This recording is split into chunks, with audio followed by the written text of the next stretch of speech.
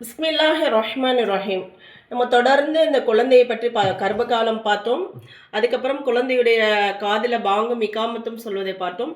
இன்னைக்கு தஹ்னீக் மற்றும் பரக்கத்திற்காக துஆ அப்படின்னா என்னன்னு பார்க்க போகிறோம். அதாவது ஒரு குழந்தை பிறந்த உடனே அந்த குழந்தைக்கு ஒரு நல்லடியார்களுடைய ஒரு பெரியார்களுடைய அந்த துஆ கிடைக்கணும் அப்படின்றதுக்காக.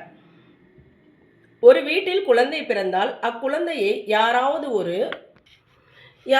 நல்லடியாரிடம் அதை எடுத்துச் செல்ல வேண்டும். பிறகு அவர்களிடம் அதற்கு பரக்கத் கிடைக்க வேண்டி துஆ செய்யும்படி கூறும். என்னுடைய குழந்தைக்கு பரக்கத் கிடைக்கணும், அல்லாஹ்வுடைய பொருத்தம் கிடைக்கணும் அப்படின்னு துஆ செய்யுங்கன்னு சொல்லி அவங்கள்ட்ட நம்ம கேட்டுக்கணும். மேலும் தஹ்னீக்கையும் செய்ய வைக்கவும். இது ஒரு சுன்னத்தாகும். ஆனால் இன்று இது மிக குறைவாகவே காணப்படுகிறது. எனவே இந்த சுன்னத்தை உயிர்ப்பிக்க முயற்சி செய்ய வேண்டும் இன்ஷா அல்லாஹ். நாம தான் என்ன செய்கிறோம்னாக்க, ஒரு நபி ஸல்லல்லாஹு அலைஹி வஸல்லம் சொல்லியிருக்காங்க. ஹதீஸ் என்னன்னா, ஒரு முஃமினுடைய எச்சில் இன்னொரு முஃமினுக்கு சிஃபா.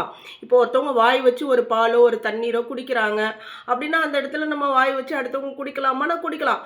இப்போ தான் அண்ணாக்க குடிக்கணும், கிருமி வந்துடும், இன்ஃபெக்ஷன் ஆகிடும் அப்படின்ற பழக்கங்கள்லாம் இப்போ வந்தது தான். இப்போ ஹதீஸ் ஒரு முஃமினுடைய எச்சில் இன்னொரு முஃமினுக்கு ஷிஃபா, அவ்வளோதான். இதில் மாற்று கருத்து கிடையாது. அப்போ இதைத்தான் சொல்கிறாங்க. தஹ்னீக் அப்படின்றத சஹாபா பெருமக்களின் வீட்டில் குழந்தை பிறந்தால் இவ்வாறு செய்வார்கள். இவ்வாறு செய்வது அவர்களின் வழக்கமாக இருந்தது. அதாவது அந்த பச்சிளம் குழந்தையை தூக்கி கொண்டு நபியவர்களின் சமூகத்திற்கு வருவார்கள். நபி ஸல்லல்லாஹு அலைஹி வஸல்லம் அவங்க அந்த குழந்தைக்கு பரக்கத்திற்காகவும் ஆரோக்கியத்திற்காகவும் துஆ செய்வார்கள். பிறகு பேரித்தம்பள்ளம் அல்லது வேறு ஏதாவது ஒரு பொருளை சுவைத்து அதை எடுத்து குழந்தையின் ஈறுகளில் தடவுவார்கள்.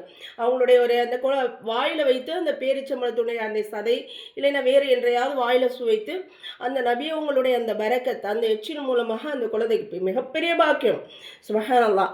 அப்போது அந்த பெரியார்களுடைய அந்த நல்ல சிஃபத்துகள் நல்ல தன்மைகள் நம்முடைய குழந்தைகள்கிட்ட என்ன செய்யும்? பிரதிபலிக்கும். அந்த மாதிரி சஹாபாக்கள் செய்வாங்க. நபி அவங்க அந்த மாதிரி குழந்தையின் ஈறுகளில் தடவி விடுவாங்களாம், சும்மா லேசாக. மேலும் தமது பரக்கத்தான எச்சிலை குழந்தையின் வாயில் வைப்பார்கள். இந்த செயலிற்கு தஹ்னீக் எனப்படும். ஹஸரத் ஆயிஷா ரலியல்லாஹு அன்ஹா அவர்கள் அறிவிக்கிறார்கள், மக்கள் தமது குழந்தைகளை நபி ஸல்லல்லாஹு அலைஹி வஸல்லம் அவர்களிடம் கொண்டு வருவார்கள். அப்போது நபி அவர்கள் அந்த குழந்தைக்கு பரக்கத்திற்காகவும் ஆரோக்கியத்திற்காகவும் துஆ செய்வார்கள். மேலும் தஹ்னீக்கும் செய்வார்கள். இப்போ நாம் என்ன செய்யணும்? நம்ம இடத்துல உள்ள நல்ல உலமாக்கள், இன்னும் நல்லடியார்கள், பெரியார்கள், அந்த மாதிரி நம்ம குடும்பத்தில் இருக்கவங்களே நல்ல ஒரு குணமுடையவர்கள், நல்ல செயல் அஹ்லாக்குடையவர்கள், அந்த மாதிரி என்ன செய்யணும்? தஹ்னீக் செய்து கொள்வது மிகச்சிறந்த விஷயமாக கருதப்படுது.